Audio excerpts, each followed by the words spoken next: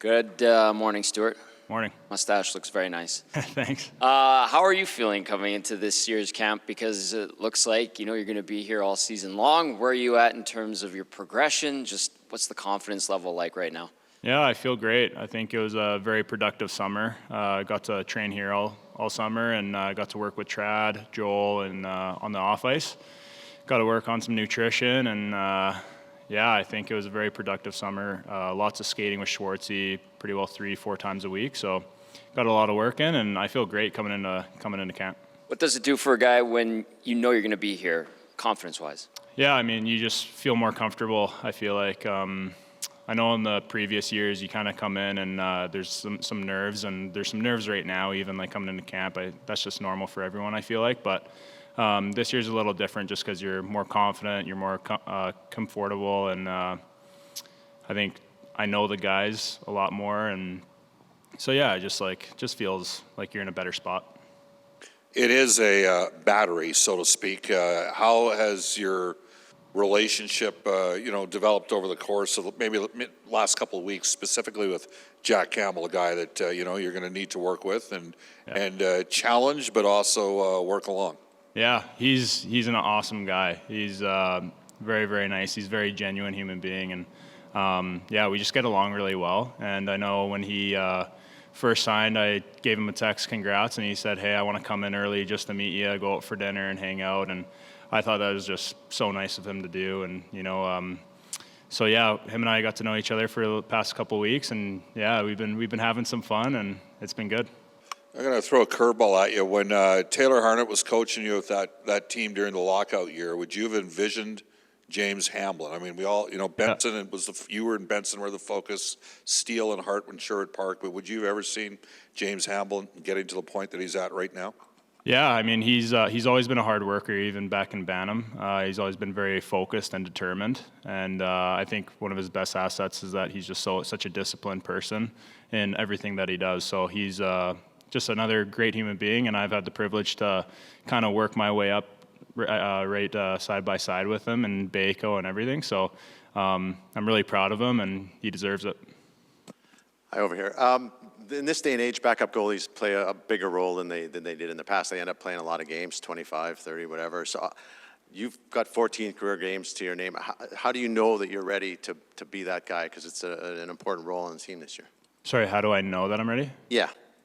I think just experience. I've gotten a lot of experience in the American League. I've gotten a bit of experience up here in the NHL, and played some good teams. Got a few wins under my belt, and just more comfortable in this league. I've gotten a lot of games in the American League and the ECHL, and I've kind of worked my way up, and it's been a grind, and it's been really it's taken a lot of hard work.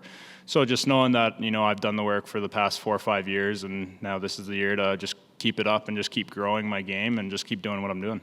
What's it like mentally to know that this is on you now? It's a different vibe than it was before? Yeah, it feels great mentally. I feel like it's a big challenge in front of me, and I'm really excited for that challenge.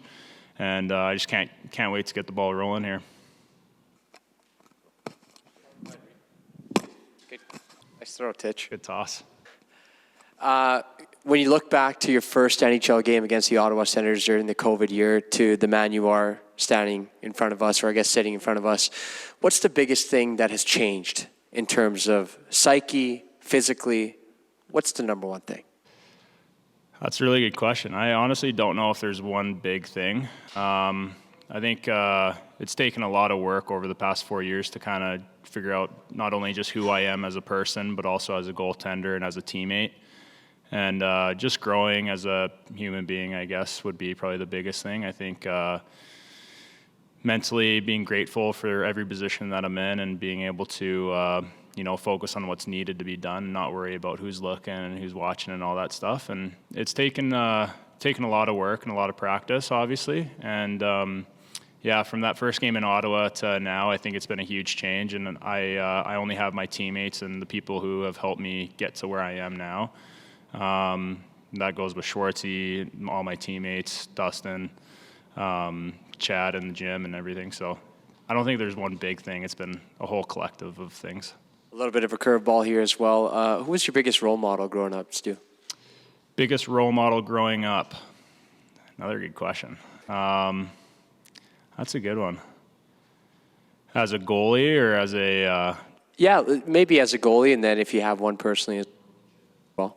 As a goalie, I think Dwayne Rollison was my biggest role model. I remember in growing up in grade 1 to grade 5, I was trying to tell the teachers that I want the same pads as he has, and he was by far the coolest guy in my mind growing up.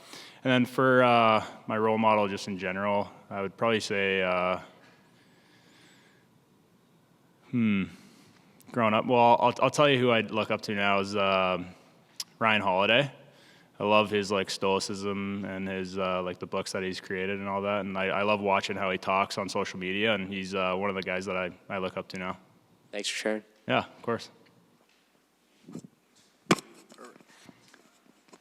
You mentioned last year when you came in, you learned a lot from that one appearance in Ottawa, and you were able to take it in. Last year you had way more, you had 13. What do you take from those games now? Because everyone's expecting you to play more. What did those 13 games give you? Because there probably wasn't the deer in the headlights as much, and you were able to maybe absorb a little. Yeah, I think just last year I learned a lot about how fast the game is, the pace of play. Also, I got to learn where my mistakes were made, and Schwartzy and I looked on video after the season, kind of looked on the parts that are maybe a little bit weaker and kind of my strong suits. And so, yeah, we just kind of put a plan together for the summer and work on those types of, plays. And I think also for me, being on the PK was a big thing for me of how quick they made the plays and the east to west plays. So we worked on that a lot this summer. He also talked about how you've really worked on your skating. And a lot of people, I think, when they watch, they don't think of goalies as skating so much. What does a goalie do, and you specific, to improve your skating? Yeah, I mean, for goalies, I feel like it's a lot of edge work, a lot of post play, just being able to, I know for me, recoveries was a huge thing for my skating, being able to make the proper turns to get into position, and positioning is key as a goaltender. I'm not the greatest skater, so that's why I've been working on it for such a long time, and I'm going to continue to work on it. It's definitely a huge asset in the goalie world now of being a good skater. It's massive. So let us in just a little bit. This is the first year as an Edmonton guy that you're looking at playing in Edmonton all year long. You living here now? You got a house here? Or did you move back in near where you grew up? Yeah, I'm renting a house actually. Are you? Here. Yeah. And for some guys playing in their hometowns, especially big family, lots of friends, tons of people here, sometimes it's good, sometimes it's not as good. It could be a distraction, right? Yeah. Are you, what's it going to be like being Stu Skinner playing in the town that he grew up? It'll be great. I'm really looking forward to it. Obviously, I got a little taste of it last year, and I'm pretty well just going to do what I did last year, and that's just, I got one job, and that's to stop the puck, and that's what I'm going to do. Then I'm going to go back home, get some good food in, and sleep. Last one for me. Everybody around the hockey world, we always talk about how you never know with goalies. You don't know if a guy's an NHL goalie till you put him in the NHL and let him play. Where can it go for you? You're coming in here, you're the backup. It's a step. Yeah. Does anybody know? Does Stu Skinner know where it can go from here? I would like to say that I know, but I think that nobody really knows how anything's going to be in the future. That said, I'm going to do everything I can to see what I'm capable of in this league and to see how far I can go. And I'm going to work as hard as I possibly can to get to just to be the best goalie and also the best teammate and best person I can be throughout these years.